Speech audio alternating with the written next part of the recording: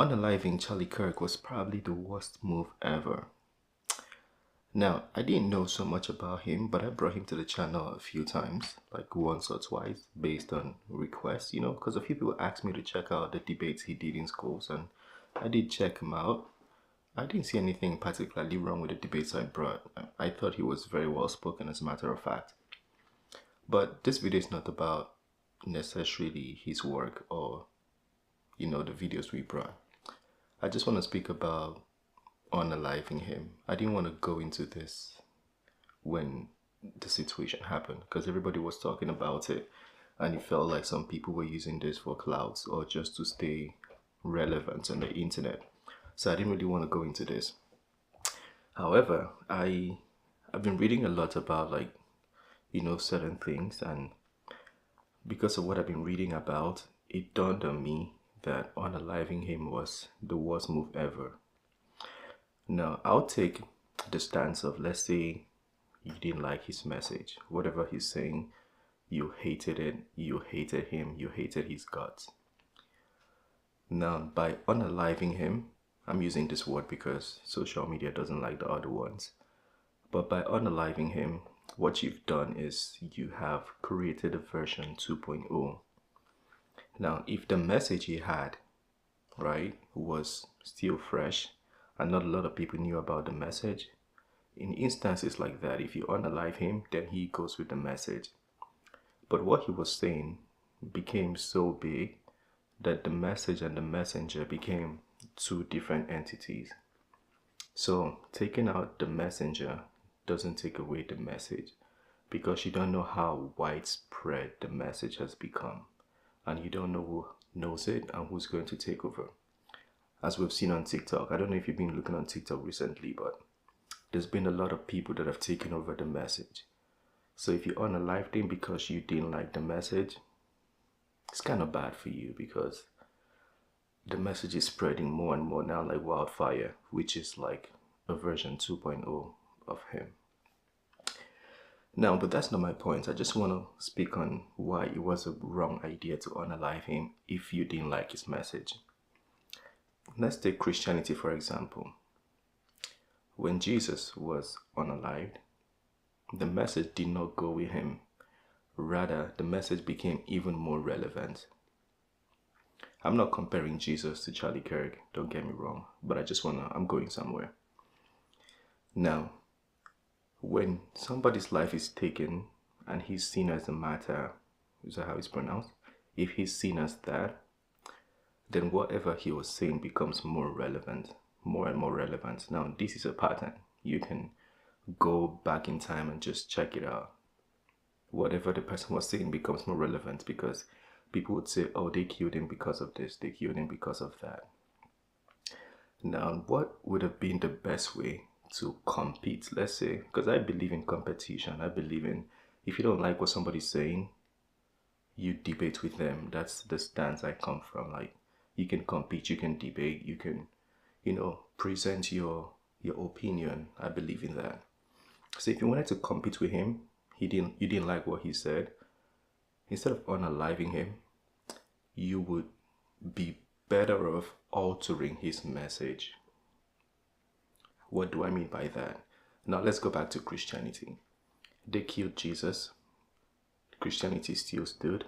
They persecuted Christians, burned churches, whatever they did, the message still stood.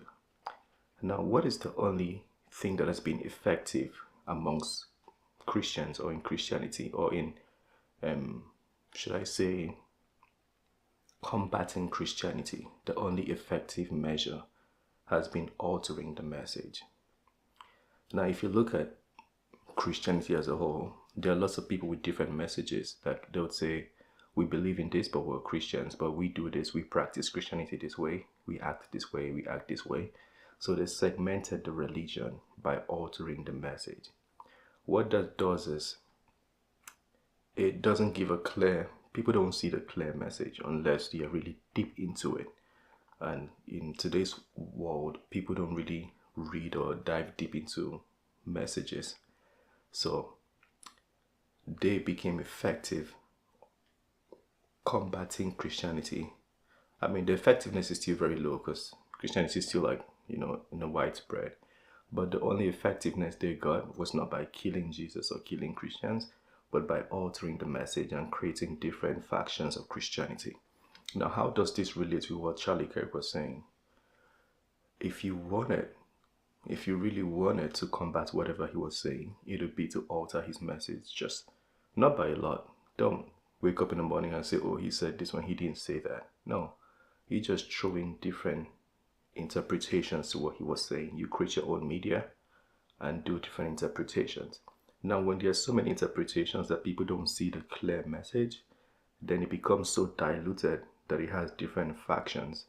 And when the factions can't agree, that's when you begin to win. And that's what we see in Christianity. The message has been really diversified, that some people can't see the clear message unless they are deep into Christianity, unless they pray, they fast, they listen to God and all those things. Some people don't see the clear message unless they get deep into it. And because of that, it's created so many factions in Christianity. And that's the only way people have been able to combat Christianity. You couldn't combat Christianity by killing the people or prosecuting them. Because, again, the message has become so big that it's separate from the messenger. So if you killed the messenger, the message still existed. Same as what happened with Charlie Kirk. You killed the messenger, the message existed, and it's spreading like wildfire. He's almost as a thing of version 2.0. Now, I brought his videos to the channel like maybe once or twice, but I didn't really know about him. Like, I wasn't a fan, I would say, because I wasn't watching him, not because I had anything against him, but I just wasn't watching him. I didn't know so much about him.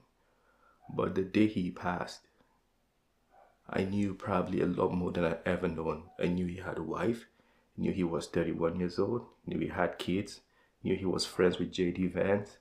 I just knew a lot because the message he had started spreading like wildfire, and because of that, he became like a rebirth. And now what is happening, you see Candace Owens saying this will not go to rest until she gets to the bottom of it. There's a whole new version, like a freshness of should I say reincarnation of him, even though he's not here. Just a new version of how people want to view him. Anyways, I just thought I should make that video. Again, regardless of where you stand, it's okay to debate. It's okay to share your opinion, but what is not okay is to unalive your opposition. Rather, beat them in the debate. Come out with points, with facts, or alter the message. You could even criticize the character. Lawyers do that a lot, when they can't beat or win, they start critiquing or damaging the character of the person so they can win the case. You could do that, but give the person a chance to defend themselves or speak again. Because unaliving will not solve it at all. It's never solved it. Go down the line and check.